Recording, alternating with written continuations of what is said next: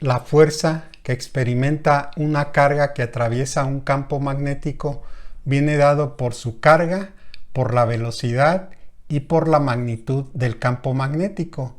En el caso de que la velocidad y las líneas de campo magnético formen un ángulo de 90 grados. Este ángulo no es de 90 grados, entonces nuestra expresión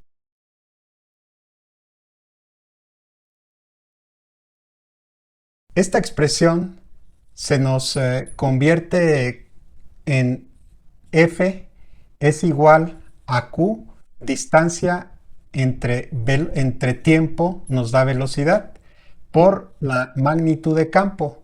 Así es que carga entre tiempo es amperes, es corriente, y la distancia lo podemos tomar como longitud. Esta expresión se convierte en lo que es corriente, lo que es la longitud y lo que es la magnitud de campo. Y se emplea cuando en un conductor hay cargas de corriente que pasan por ese conductor y ese conductor experimenta una fuerza cuando está bajo la influencia de un campo magnético. Esta misma expresión sería ya cuando el conductor forma un ángulo con respecto a el campo magnético. Ahora, viene una nueva expresión para lo que es la magnitud del campo magnético, que también ya la vimos, que es fuerza entre la carga por la velocidad, por la magnitud del campo, por el seno del ángulo entre la velocidad de la carga y las líneas de campo. A esto le llamamos magnitud de campo magnético. Pero hay una expresión donde se involucra el flujo, las líneas que dibujamos, y le vamos a llamar a la magnitud de campo magnético ahora densidad de campo magnético, que son sinónimos, y viene dado por phi entre área. Y phi va a estar expresada en Webers y el área va a estar expresada en metros cuadrados.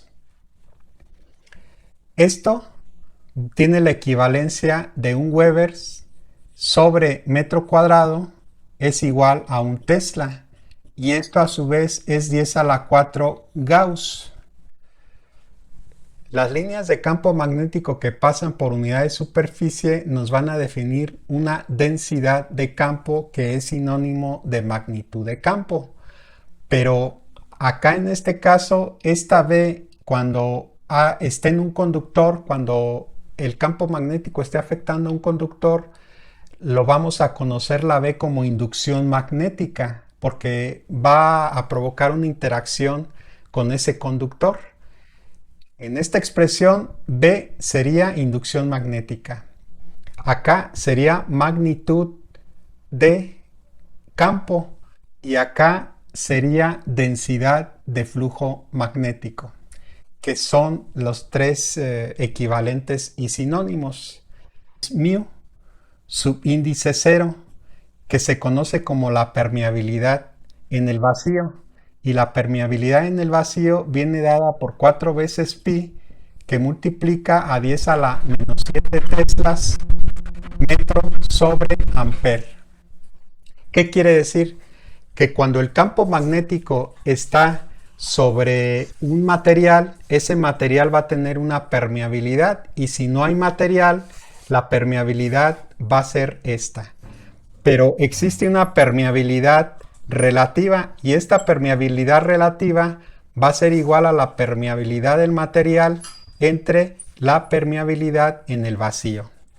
Si esta permeabilidad relativa es ligeramente menor a 1, entonces estamos hablando de que hay un material diamagnético, y si la permeabilidad es relativa, es ligeramente mayor que 1, estamos hablando de un material paramagnético.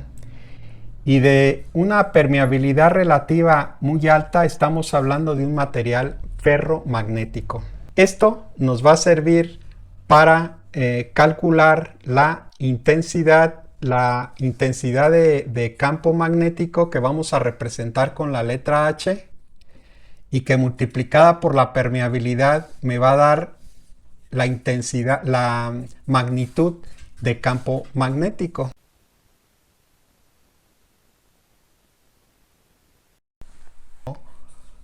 B vendría siendo igual a una constante mu que multiplica a la corriente que pasa por ese conductor largo entre 2 veces pi por r.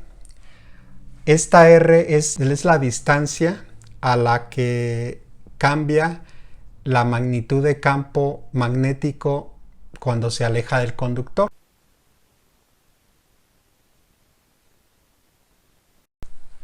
Vamos a tener la expresión igual numerador mu por la corriente entre 2 veces el radio de esa espira. Y cuando se trata de solenoides, entonces nuestra expresión va a quedar como mu las vueltas, el devanado en el solenoide, por la corriente entre 2 veces r, y esta magnitud va a ser la magnitud en el centro de la espira y en el centro del solenoide. Aquí si le metemos un material ferromagnético en el centro del solenoide, pues vamos a ver que se va a incrementar la magnitud del campo magnético.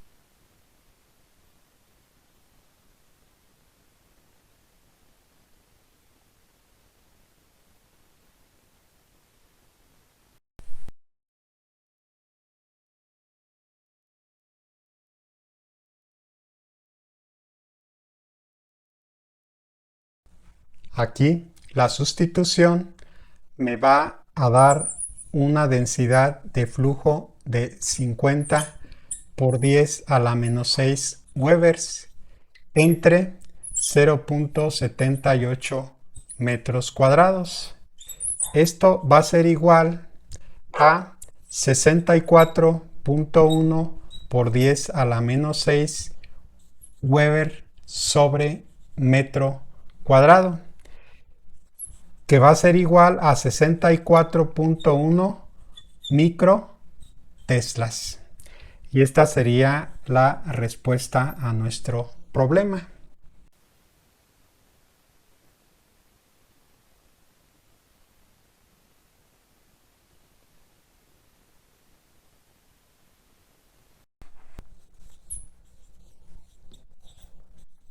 Tenemos que se trata de un electrón, así es que la carga del electrón va a ser igual a 1.6 por 10 a la menos 19 coulomb. La velocidad de ese electrón cuando pasa por el campo magnético es de 5 por 10 a la 5 metros sobre segundo. Forma un ángulo la velocidad con respecto a las líneas de campo magnético de 60 grados. Queda conocer la fuerza que nos dice el problema, que es de 3.2 por 10 a la menos 18 newton. Las líneas de campo van hacia el este. En algunas versiones del libro de Tippens nos dicen al inicio del problema la partícula se dirige al norte y al final nos pregunta la dirección de la partícula. Así es que es un error que venga al norte, no debe de decir hacia dónde va porque al final no lo pregunta.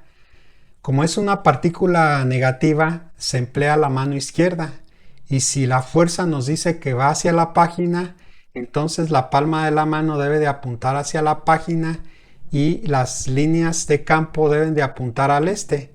Así es que por deducción el dedo pulgar apunta hacia abajo, y si son 60 grados se encuentra en el cuarto cuadrante, entonces tendrá una dirección sureste, adelantándome a la dirección de la partícula. ¿Cuál es la magnitud de ese campo magnético?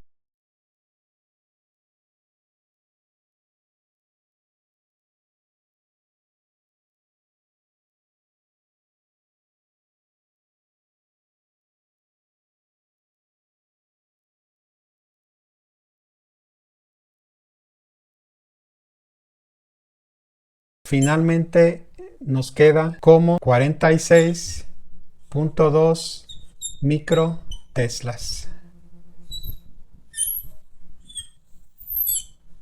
Y este es nuestra magnitud de campo, y de acuerdo a la deducción de hace rato, la dirección de la velocidad es sureste.